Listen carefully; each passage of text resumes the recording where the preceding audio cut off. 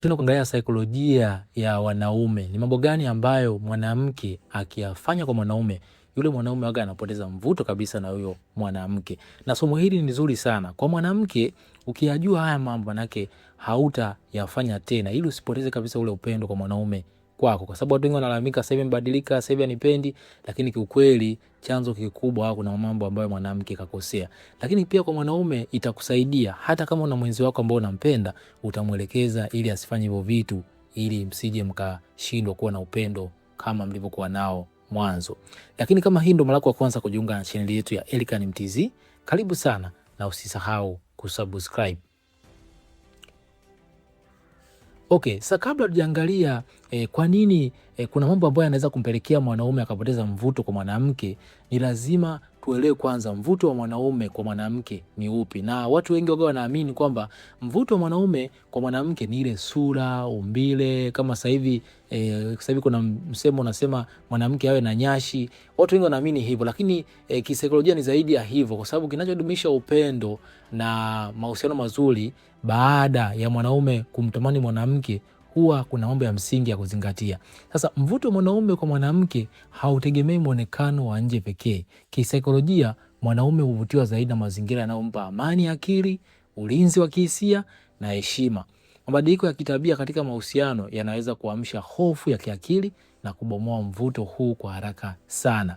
Unaona, yani mambo yanayompa amani ya akili mwanaume, ulinzi wa kihisia na heshima ndio yanayotengeneza mvuto mkubwa kutoka kwa mwanaume kwenda kwa mwanamke. Na mwanamke akifanya hivi vitu ndivyo mwanaume atapata mvuto mkubwa zaidi na mwanamke. Haya mambo ambayo yanaonekana kwa nje kama sura, maumbo, mara nyingi huwa hayadumu, kwa sababu wako kuna kipindi cha mwanzo kabisa kile cha phase ya kwanza kabisa ya mahusiano. Kile kipindi waka kunakuwa na kemikali nyingi za upendo waga zinamwagwa. Kwa hiyo unakuta mtu hata haoni madhaifu ya mtu, changamoto za mtu. Sasa hicho kipindi waka kinaisha. Ndio maana unakuta mtu anasema mimi zamani alikuwa ananipenda, sasa hivi anipendi tena, kwa sababu kile kipindi cha msisimko wa zile kemikali kimeisha. Sasa kinachofuata ili kudumisha mahusiano, mwanaume anahitaji mazingira ambayo yanampa amani ya kiakili, ulinzi wa kihisia na heshima.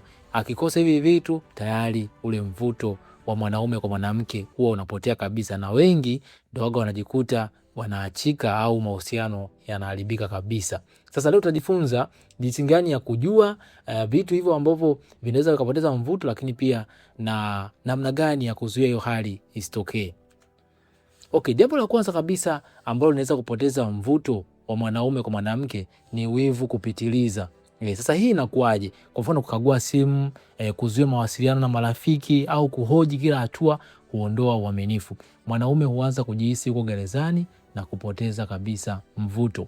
Unajua kuna ile hali ambayo mwanamke waga anaifanya kwa mwanaume, anaona ni ya kawaida, lakini kiukweli waga inaharibu kabisa mvuto kutoka kwa mwanaume kwenda kwa mwanamke. Ile kuanza kukagua simu kila muda, kuanza kumzuia kwamba usiongee na huyu mtu, usiende huku. Unajua unaweza kuwa unafanya kama kitu cha kumlinda, lakini kiukweli unakuwa unamtengenezea mwenzako haone mazingira kama anabanwa, kama yuko gerezani. Sasa kiukweli binadamu kisaikolojia waga hawapendi kuongozwa au kupelekeshwa. Sasa anapoona kwamba wewe unaanza kumuongoza na kumbana au kumsimamia zaidi, ataanza kutafuta nafasi ya kupata uhuru wake binafsi. Sasa mwisho wa siku lazima ataanza kutafuta mbinu za kukukimbia. Sasa kwenye kukimbia kwake hapo ndio kukuacha au kukaa mbali na wewe. Lakini jambo la pili ni ukosefu wa heshima. Kisaikolojia, heshima ndio hitaji kuu la mwanaume kuliko hata upendo. Kumdharau au kumkosoa mbele ya watu huharibu utu na ego yake mara moja. Unajua hata vitabu vya dini imesema mwanaume anatakiwa ampende mwanamke, lakini mwanamke anatakiwa mtii mwanaume. Na ukiangalia kwenye kutii maana yake ni heshima. Unajua watu wengi hawajui kitu ambacho mwanaume anavutiwa na mwanamke ni heshima. Unapokuwa na mheshimu au mkosoe mbele za watu au msemi vibaya au mdharau. Unajua sasa hivi kuna kasumba ile wanawake wanasema mwanaume suruali, mwanaume hafai, hana kitu huyu. Unaweza kuona ni kitu cha kawaida unapokuwa unaongea, lakini kiukweli unabomoa kabisa heshima kwa mwanaume, kwa sababu mwanaume mara nyingi ni mtawala. Anapoona utawala wake umepotea kwenye mahusiano, lazima atatafuta sehemu nyingine ambayo anaweza kuonesha utawala wake. So unapomkosoa mbele za watu, unapomdharau, unapomuonesha kwamba yeye hamna kitu, hawezi kuvumilia, kwa sababu kisaikolojia, saikolojia mwanaume ni watu ambao wanapenda heshima. Akiona heshima imekosekana, anatafuta sehemu ambayo anaweza kaipata hiyo heshima. Okay, lakini jambo la tatu ni kuganda. Hii tunaita clinginess, kutokuwa na malengo au maisha yako binafsi na kumfanya yeye ndio chanzo cha pekee cha furaha. Huremea uhusiano na kumfanya mwanaume ajitenge. Unajua, ngoja nikupe siri moja. Watu wengi wanakosea wanapoingia kwenye mahusiano, waga wanaacha maisha yao ya kawaida. Anakuwa anamganda mtu kuliko hata vitu vingine vya mwanzo alivyokuwa navyo. Kwa mfano labda alikuwa na ratiba za kufanya mambo yake, labda hobby au mambo ambayo alikuwa anafurahia, anaacha kabisa. Hiyo waga ni mbaya. Kwa sababu gani? Ukimtegemea mtu kwa furaha yako, manake atakuwa yeye anakucontrol kama remote. Yani manake anaweza kuamua sasa hivi uwe na furaha au usio na furaha. Hiyo waga ni mbaya sana kisaikolojia. Inatakiwa mtu awe yeye ni zaidi, yani kama kitu cha ziada cha furaha yako, lakini sio kwamba eti option yako ya kwanza kabisa ya kukupa furaha. Option ya kwanza kabisa ya kukupa furaha ni wewe mwenyewe, na wewe mwenyewe ndio utakuwa ujipe furaha bila kumtegemea mtu mwingine, kwa sababu ukianza kumtegemea mtu mwingine, maana yake atakuwa na kucontrol anavyotaka. Jitahidi usimgande mtu sana, na kumganda mtu maana yake unaacha mambo yako mengine yote, unaanza kumfuata yule mtu na kumtegemea kwa kila kitu. Kiukweli kuna saikolojia moja inaitwa scarcity, kwamba vitu vinavyoonekana rahisi au vinavyopatikana kwa rahisi thamani yake inashuka. So unapomganda mtu na thamani yako inapotea, kwa sababu unaonekana rahisi na mtu anaanza kukuchukulia kawaida. Tunasema take him for granted, kwa sababu upo muda wote. Lakini unapokuwa na mambo yako mengine, wewe angalia hata watu ambao wako busy, mara nyingi wanafanya mambo yao, maisha yao yanaendelea, wanatengeneza mazingira ya kujipa furaha wenyewe, huwa na mvuto wa kiasili wa kisaikolojia. Ngoja nikupe hii kodi na ni nzuri sana. Ukitaka kutengeneza mvuto wa asili ambao watu wengi watakuwa kupenda, ni ile kuendelea na maisha yako binafsi. Wewe angalia hata wasanii, kwa mfano hawa wasanii wakubwa wako busy na muziki, unakuta watu wengi wanawapenda kwa sababu tayari wana namna ambayo wanaweza kujitengenezea furaha yao binafsi. Lakini ukianza kumtegemea mtu yeye ndio akutengenezee furaha, tayari hapo utakuwa unakosea kabisa, na utapoteza kabisa ule mvuto wa asili wa binadamu ambao binadamu waga tuna usensi na kuvuta kwa mtu fulani. Lakini jambo la 4 ni kulalamika na kufoka. Ikiwa kila mazungumzo yanageuka kuwa uwanja wa lawama na ukumbusha makosa ya nyuma, mwanaume hujitenga kihisia ili kutafuta utulivu wa kiakili. Kama nilivyosema, mwanaume anatafuta mazingira ambayo yanampa utulivu wa kiakili, heshima. Sasa unajua kuna mchezo mmoja, lakini pia ni athari ambayo waga inatokea kwa sababu wanawake wengi wanatumia hisia zaidi. Sasa mwanamke akianza kuelezea jambo, analiongea kwa hisia zaidi. Sasa unajua hisia mara nyingi zinahitaji muda kuzifafanua, mtu anaanza kuongea kwa muda mrefu zaidi. So mara nyingi wanawake wanaingia kwenye mtego huo wa kulalamika. Kwa hiyo unakuta analalamika sana, anaongea sana, na muda mwingine anaanza hadi kufoka. Sasa kiukweli ndio wala kuna ile msemo, unakuta mtu anasema mimi siwezi kurudi nyumbani kwa sababu kuna moto, au siwezi kukaribia nyumbani kwa sababu mke wangu ni moto, kwa sababu ya haya mambo. Kama unakuta mwanamke anatengeneza mazingira ya kulalamika muda wote, ya kufoka. Unakuta kuna vitu vingine ni vya kawaida tu au vya nyuma vishaisha, lakini kwa sababu ya kutokaa na solution pamoja au kutokuamua kuweka solution pamoja, mtu unakuta anavikumbushia, anaanza kulalamika tena. Sasa hii waga inapoteza mvuto, kwa sababu mtu atakuchukulia kawaida. Wewe fuatia watu wengi ambao wanalalamika sana, utakuta mtu anamwambia wewe na nishakuzoea, au kishaanza kulalamika anatoka nje anakuacha, kwa sababu ashakuzoea wewe, ndo tabia yako hiyo. Lakini ukiwa unaongea kwa point, kwa mfano kama imetokea jambo au kitu ambacho hujakipenda, ongea kwa msimamo na endelea na shughuli zako, atajifunza mwenzako kukuheshimu. Lakini kama wewe unakuwa unalalamika au unakuwa unafoka, ndio hapo utakuwa unatengeneza mazingira ya kumfanya mwenzako akose ile amani, na mwisho wa siku atatafuta sehemu ambayo itampa amani ya akili. Sasa kuna msemo mmoja ambao unaweza kujifunza ambao utakusaidia katika mahusiano. Wanasema hivi: amani na heshima ni kama hewa safi kwa mwanaume katika mahusiano. Pasipo hizo anakosa pumzi ya kupenda.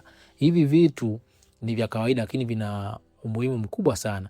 Mwanaume anapokosa amani, na amani kwa lugha rahisi inajengwa na yeye pale kutambulika kwamba yeye ni mtawala au yeye ana nguvu kwako. Na heshima ni hivyo, kwamba kuonesha kwamba wewe unamtii na kumwamini, yani uaminifu. Tayari hiyo sehemu ambayo mwanaume atatulia akili yake na atakupenda zaidi. Lakini akikosa hivi vitu, utaona tu anakimbia na anakuwa mbali na wewe. Sasa unawezaje kujenga mvuto mpya? Sasa kwa mfano imeshatokea hiyo hali, au umejifunza sasa leo vitu ambavyo utaki kuvifanya, unawezaje kujenga mvuto mpya kwa mwanaume ili aanze kukupenda zaidi na asipoteze ile ladha ya upendo? Jambo la kwanza kabisa, mpe nafasi na uhuru. Ruhusu mwanaume kuwa na muda wa binafsi na marafiki zake bila wasiwasi au maswali mengi. Mwache kama anaenda kuangalia labda mpira, au kama anafanya shughuli zingine za msingi, usio na maswali mengi. Ngoja nikwambie, kitu kimoja. Si kwamba eti unavomchunga mtu ndivyo eti ataacha kufanya jambo ambalo anataka kulifanya. Hata kama ukimchunga, kama ameamua kufanya atafanya tu. Wewe cha msingi ni kusimamia vile vitu ambavyo umeshasema kwamba wewe hupendezi navyo. Kwa mfano kama hupendi usaliti, lazima ukae na mwenzako umwambie vizuri, sio kulalamika kwamba mimi sitafurahia kuona umefanya jambo hili. Na ukilifanya basi mimi sitavumilia kukaa na wewe tena au sitavumilia tena kuendelea na mahusiano. Lakini sio kwamba muda wote unakagua simu, unaangalia ameenda wapi, unamzuia asiende huku. Kiukweli utamfanya mwenzako akimbie.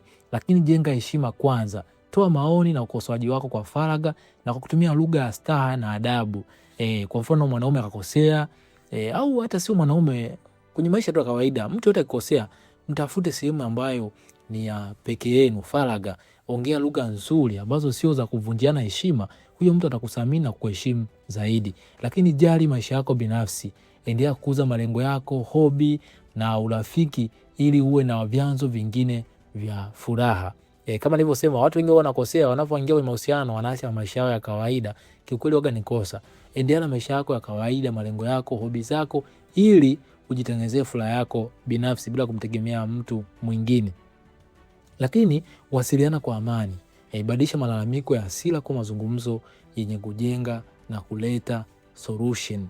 Unajua watu wengi ambao wanakuwa wanazungumza na watu wengine kwa lengo la kutengeneza solution, waga mahusiano yao yanadumu zaidi, kwa sababu siku zote lengo katika mahusiano sio mmoja aonekane yuko juu zaidi. Na ukiwa na lengo hilo kwamba wewe mpaka ushinde kila kitu, manake mahusiano yako hayawezi kudumu. Lazima ukubali kwamba kuna muda lazima ukubali baadhi ya vitu ili maisha mengine yaendelee. Na ukiwa unang'ang'ania kwamba mimi lazima nishinde, mimi lazima niwe juu, kwa sababu mahusiano sio sehemu ya kuonesha nani ni mbabe. Ni sehemu ya kushirikiana, kila mmoja na mapungufu yake, na kukaa sehemu moja ili kuamua mnaishi vipi. Hiyo ndio njia nzuri na hekima nzuri zaidi. Okay, sasa kama una maswali yoyote katika kipindi chetu cha leo, ni kuombe comment hapo sehemu ya comment section, lakini pia kama una maoni, comment hapo sehemu ya comment section. Asante sana kwa kunisikiliza. Usahau kulike, kushare na kusubscribe. Mimi naitwa Elikhan Mtz. Tukutane kwenye kipindi kinachofuata. Bye bye na uwe na siku njema.